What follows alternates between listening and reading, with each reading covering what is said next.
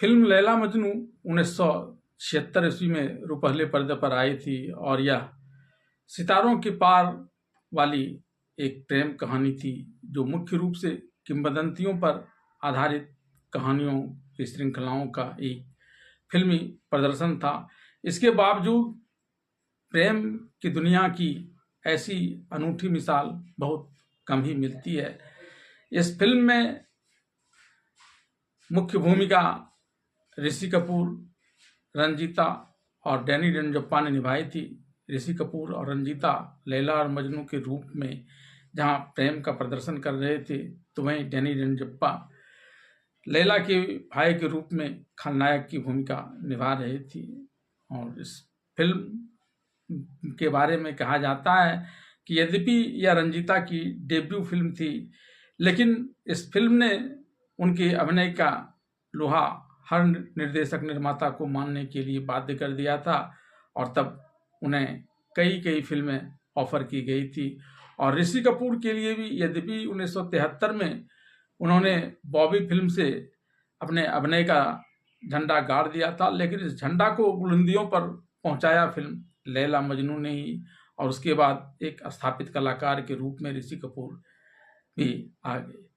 शेरो शायरी से भरपूर इस फिल्म में कई रोमांचक दृश्य हैं, मारधाड़ हैं, हर तरह का मसाला भी है, प्रेम की पराकाष्ठा भी है। और इस फिल्म में गाने तो एक से बढ़कर एक लाजवाब डाले गए हैं।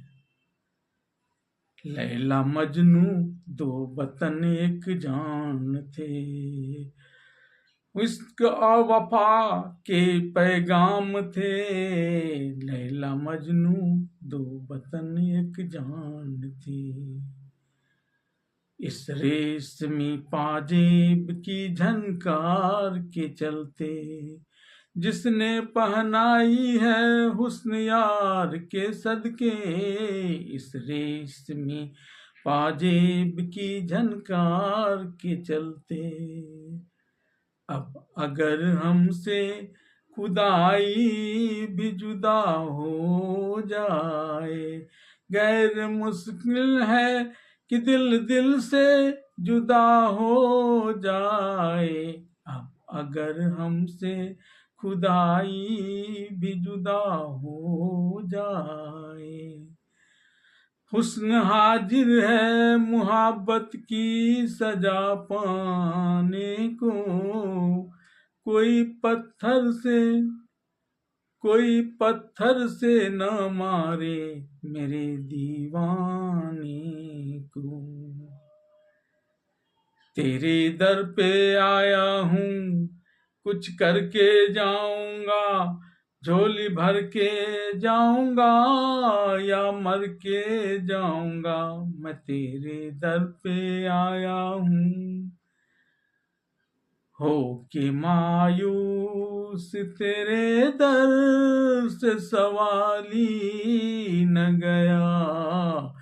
झोलियां भर गई सबकी, कोई खाली न गया।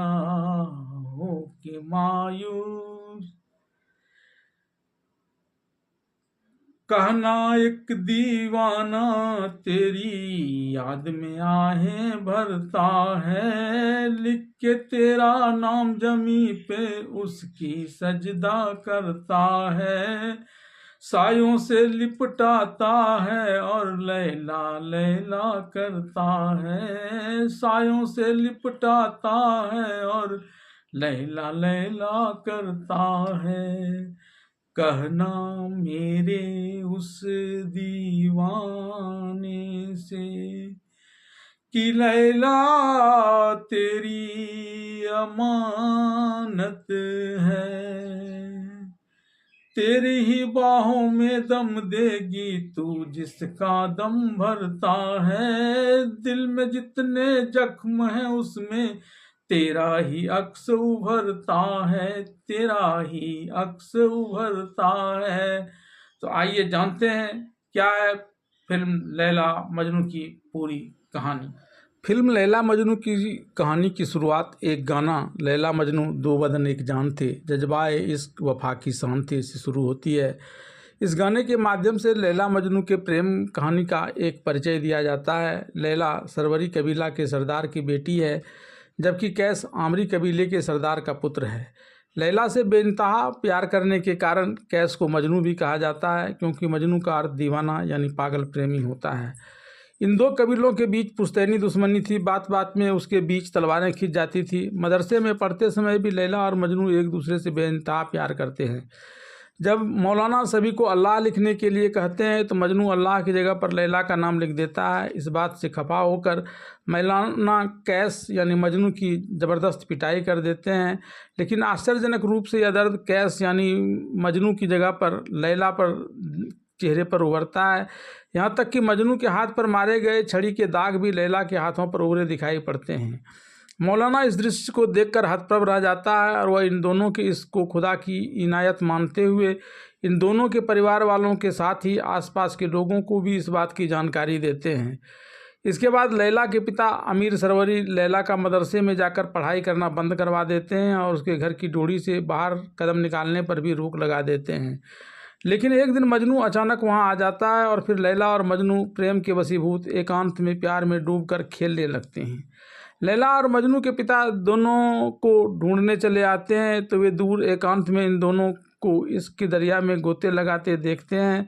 मजनू का पिता लैला के पिता से पूछता है कि दोनों को जेल भेज दे या आज़ाद छोड़ दे। इस पर लैला के पिता आमरी सरवरी कहता है कि बाद में इन दोनों का प्रेम एक नासूर बन जाएगा। ऐसा कहकर वह लैला को वहाँ सुटाकर अपना घर लिवा लाते हैं। उधर मजनू के पिता भी मजनू को किसी अनजान जगह पर ले जाकर रखते हैं।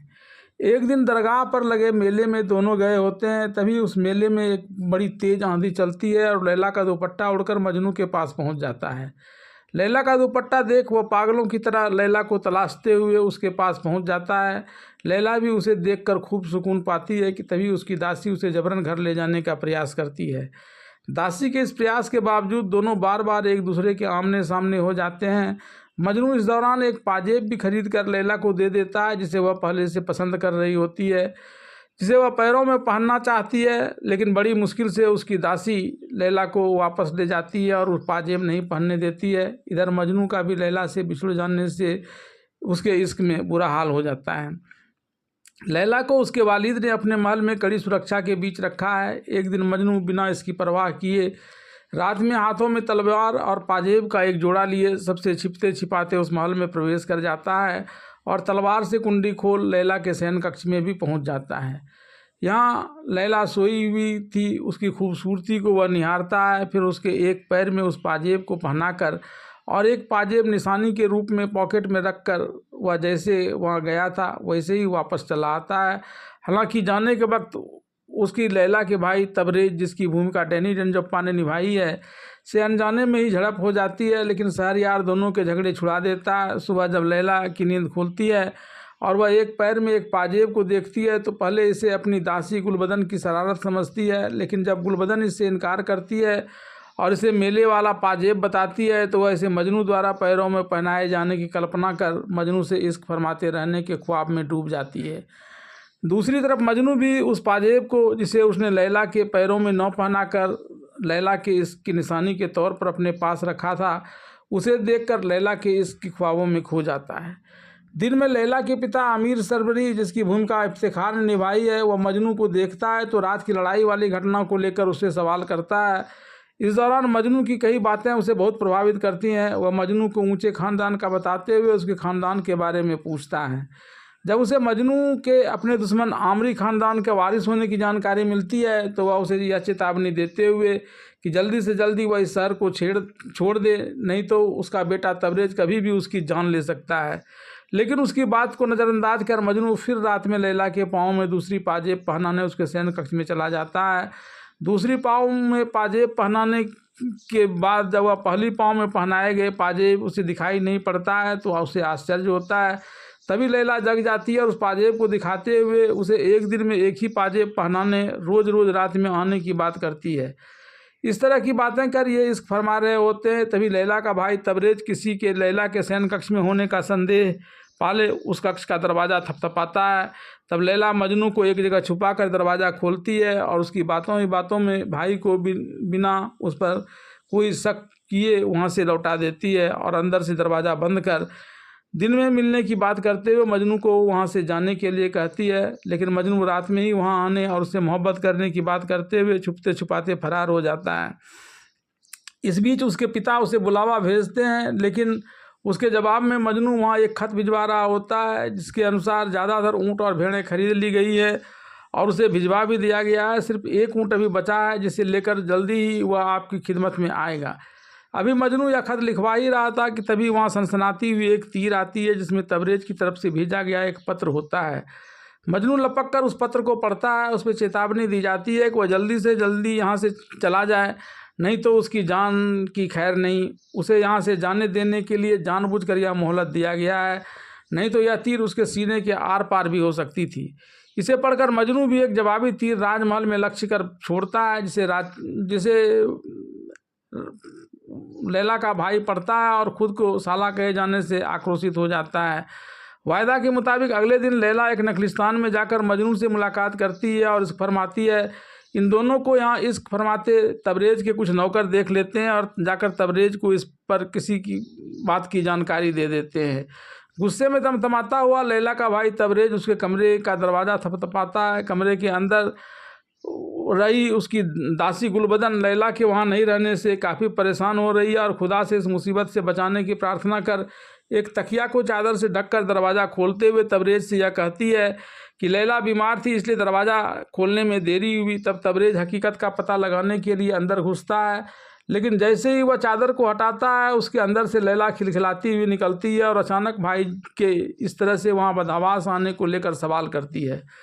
तब तबरेज किसी तरह बहाना बनाते हुए वहाँ से निकल जाता है। इधर दासी भी लैला के वापस समय पर लौट आने से तबरेज की जुल्म से बच जाती है।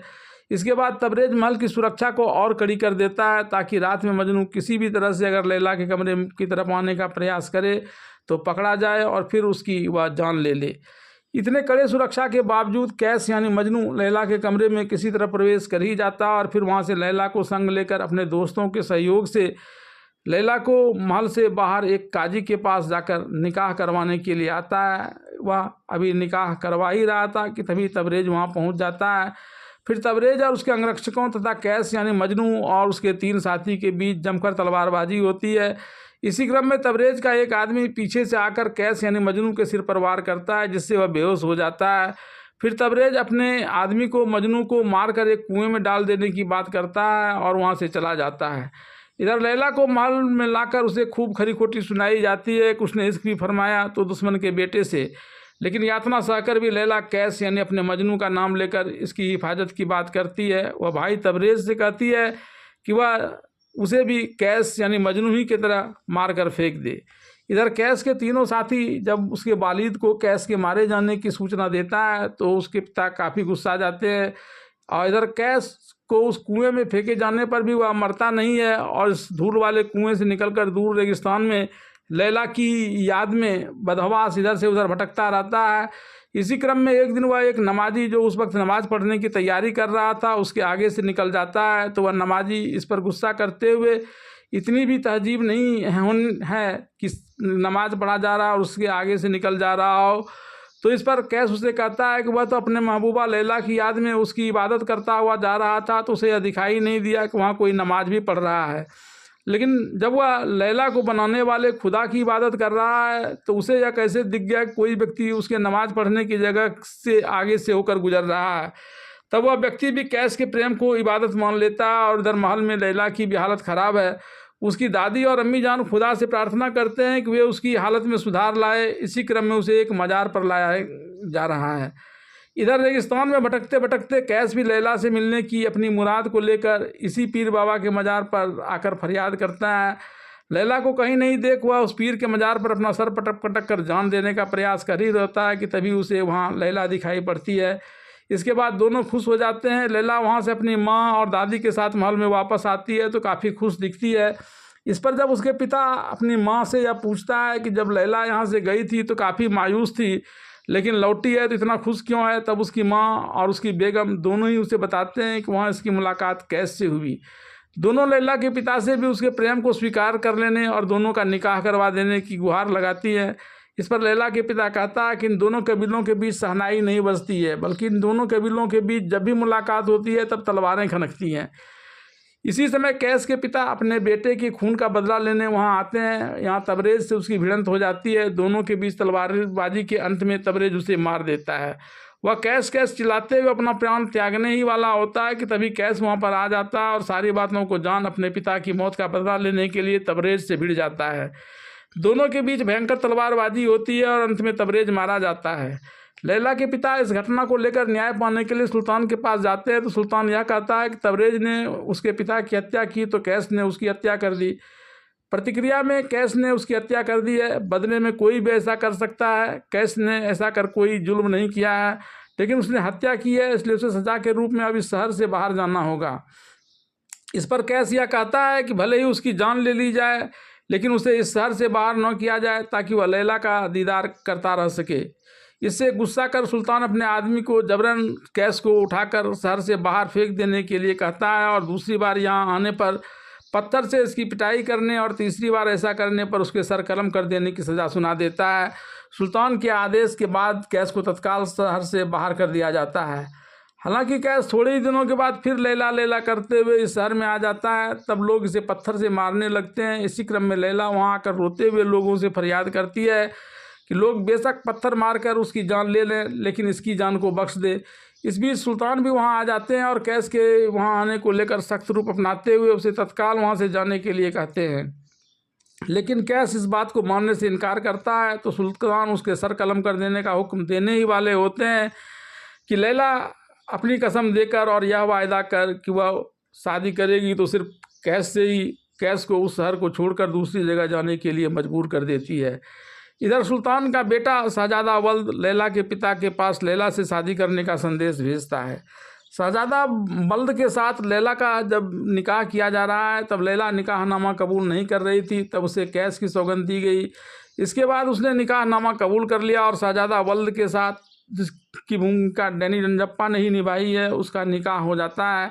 रास्ते में जब मरुस्थल से उसका ब्याह का काफिला गुजर रहा है तो वहाँ कैस के दिखाई पड़ने पर शहजादा के आदमियों ने उसे दूर कर दिया। इसके बाद जब लैला राजमहल में आई और उसके शौहर ने उसके साथ सुहागरात मनाने का प्रयास किया तो उसने कहा कि वह उसके दिल पर कभी अधिकार नहीं कर पाएगा। हाँ, शरीर के साथ वह चाहे जो वह कर सकता है। इस पर जब शहजादे ने निकाहनामा कबूल कर लेकर सवाल किया तो उसने बताया कि इसके लिए उसे कैस की सौगंध दी गई थी। शहजादा वल्द ने उसे बताया कि उसे इस बात की जानकारी नहीं थी, लेकिन अब जब वह प्यार से शौहर स्वीकार नहीं करेगी तब तक वे अपनी तरफ से कोई पहल नहीं करेंगे। इस बीच कुछ गुंडे महल में प्रवेश कर लैला को वहां से उठा ले जाना चाहते हैं, लेकिन शहजादा को जैसे ही इस बात की जानकारी मिलती है वह तलवार से लगभग उसकी हत्या कर देता है और लैला को लेकर वापस राजमहल आता है। इधर मजनू भी लैला की तलाश में राजमहल की तरफ आ रहा होता है। दुनिया उसे इस बात को लेकर ताना मारती है कि अब उसकी लैला शहजादे की बेगम बन गई है और उसके लिए लैला के दिल में कोई जगह नहीं है। इस पर मजनू उल्टे उन लोगों को कहता है कि उसका इश्क कोई सामान्य इश्क नहीं है, बल्कि खुदा की इबादत की तरह है, यह गलत नहीं हो सकता। इस बीच शहजादा लैला को अपने पक्ष में करने के लिए अपने हरम की सबसे सुंदर और बुद्धिमान औरत को लैला की सेवा में लगा देता है ताकि वह मजनू से उसका ध्यान हटाकर शहजादे की तरफ ला सके। इधर बादशाह शहजादा वल्द लैला को अपने आगोश में लेना चाहता है और उससे संबंध बनाना चाहता है। तब लैला अपने अंगूठी में छिपी हुई विष को खा लेती है, जिससे उसका स्वास्थ्य बुरी तरह से गिर जाता है। शाही फकीर भी उसका इलाज नहीं कर पाते। तब जगह जगह से दुआएं मांगने की बात कही जाती है।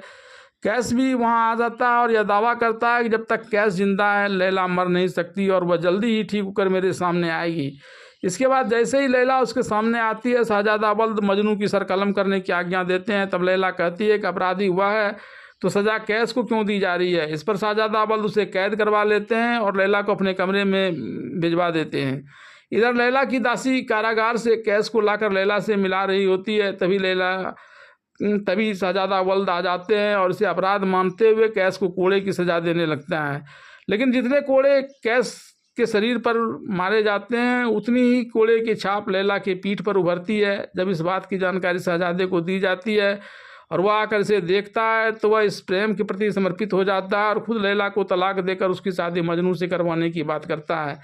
लेकिन वह इस भ्रम में रह जाता है कि जो कुछ फ़कीर यहाँ आए हुए थे वे बड़े पहुँचे हुए हैं और वह उसके हाथों मजनू और लैला की का निकाह करवाने की बात करता है। तब वह फ़कीर जो कि वेश बदला हुआ वही लुटेरा था जो लैला को लेकर भाग रहा था और जिसकी शाहजादा बल्द ने बेरहमी से पिटाई कर लगभग मार ही दिया था और फिर लैला को लेकर वापस आया था। वह धोखे से शाहजादा वल्द पर वार कर देता है और लैला को लेकर भाग जाता है। शाहजादा वल्द के कहने पर वह बहुत ज़्यादा चोटिल हो गया है। कैश लैला की सुरक्षा के लिए जाता है, लेकिन लुटेरा का सरदार कैश की भी टांग तुड़वा देता है और लैला को लेकर भाग रहा होता है। तभी लैला उससे छिटक कर अलग हो जाती है और फिर सरदार उसे पकड़ने के लिए दौड़ता है। दोनों के बीच खींचतान की स्थिति में सरदार एक नुकीले पत्थर पर गिर पड़ता है जिससे उसकी जान चली जाती है। लेकिन जान जाने से पहले वह अपनी तलवार फेंक लैला के पीठ पर दे मारता है जिससे लैला की भी जान चंद मिनट की ही बचती है। दर्द से कराहते हुए लैला मजनू की तरफ बढ़ती है और मजनू के कदमों पर अपने प्राण छोड़ देती है और इधर मजनू भी लैला के बिछोह में अपना प्राण त्याग देता है और इस फिल्म की कहानी यहीं पर समाप्त हो जाती है।